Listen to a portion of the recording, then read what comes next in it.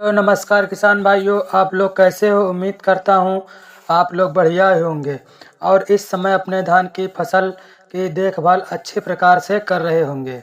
आज हम इस वीडियो में बात करेंगे धान में बालियाँ निकलने के बाद में कौन कौन से प्रमुख रोग लग जाते हैं, जिसके कारण हमारे धान की फसल में काफ़ी कम पैदावार देखने को मिलती है। यदि हम आप अपनी धान की फसल में बालियाँ निकलने के बाद में रोगों को कंट्रोल कर लेते हैं तो आपकी पैदावार है वह काफ़ी बढ़ जाएगी। किसान साथियों, जब धान की फसल में बालियाँ निकलने के बाद में जो रोग लग जाते हैं, कुछ रोग तो ऐसे होते हैं जिसके कारण धान की फसल में बहुत सारा नुकसान हो जाता है। जो किसान भाइयों धान की फसल में बाली निकलने के बाद में रोगों को कंट्रोल करना बहुत ही ज़रूरी होता है।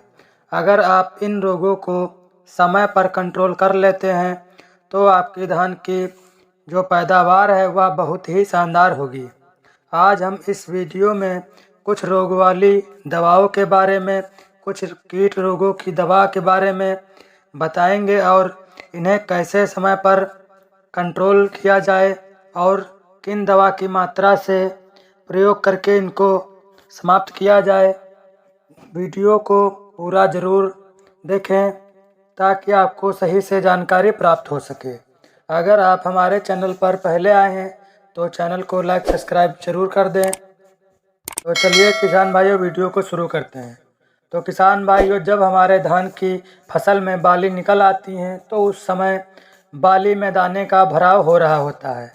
यह जो समय होता है बहुत ही महत्वपूर्ण होता है, क्योंकि उस समय फसल की देखभाल करना बहुत ही ज़रूरी होता है।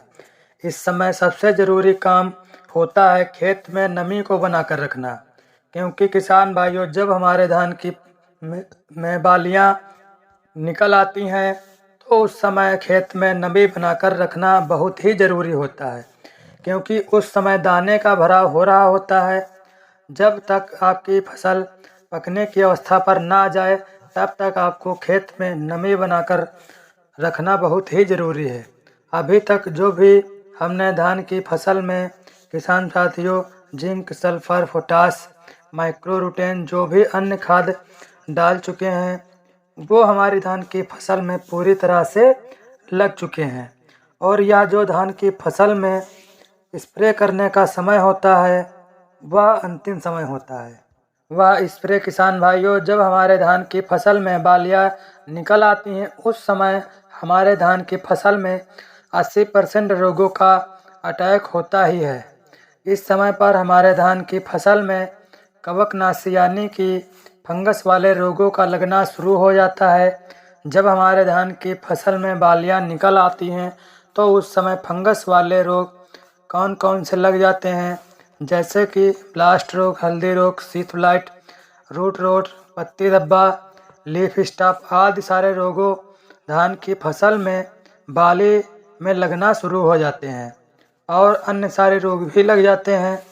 इनकी रोकथाम के लिए किसान भाइयों कौन सी दवा का प्रयोग अपनी धान की फसल में करना है, अगर इस दवा का स्प्रे करके अपनी धान की फसल में शुरू में ही समाप्त कर देते हैं तो आपकी धान की जो पैदावार है वह काफ़ी अच्छी होगी और कोई भी रोग देखने को नहीं मिलेगा और आपकी फसल की में दाने का भराव 100% होगा और आपकी पैदावार भी अधिक होगी। तो इस समय जो आपको दवा का प्रयोग करना है वह फंगस वाली दवा का स्प्रे करना है।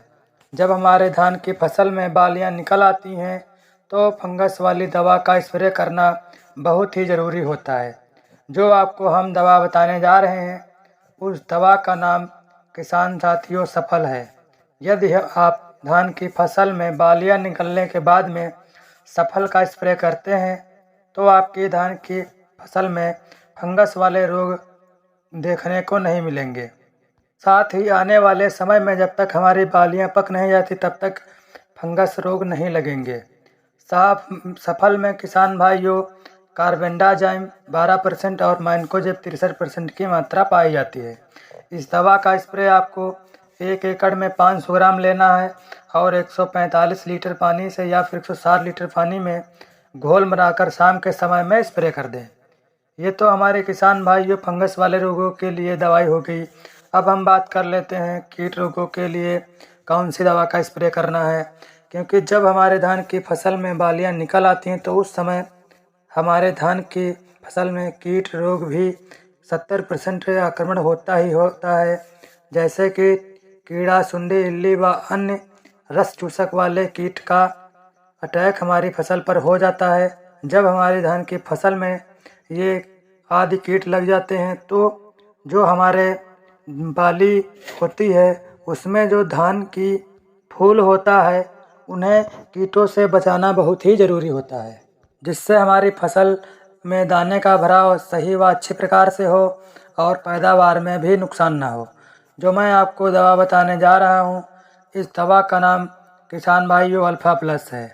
अल्फ़ा प्लस में किसान भाइयों अल्फ़ा में 10% मात्रा पाई जाती है, जो कि धान की फसल में कीट वाले रोगों को बहुत ही अच्छे प्रकार से समाप्त करने में काम करती है। इसकी मात्रा किसान भाइयों प्रति एकड़ में 250 ml की मात्रा मिला के 145 लीटर पानी में या फिर 160 लीटर पानी में घोल बनाकर शाम के समय में स्प्रे कर दें। अगर आपके भी किसान भाइयों धान की फसल में बालियाँ निकल आई हैं तो आप इन दोनों दवाओं का स्प्रे करके अपनी धान की फसल में रोग, फंगस रोग व कीट वाले रोगों से बचाकर धान की पैदावार अधिक बढ़ा सकते हैं। हमारी जानकारी अच्छी लगी हो तो चैनल को लाइक, सब्सक्राइब जरूर कर दें। धन्यवाद।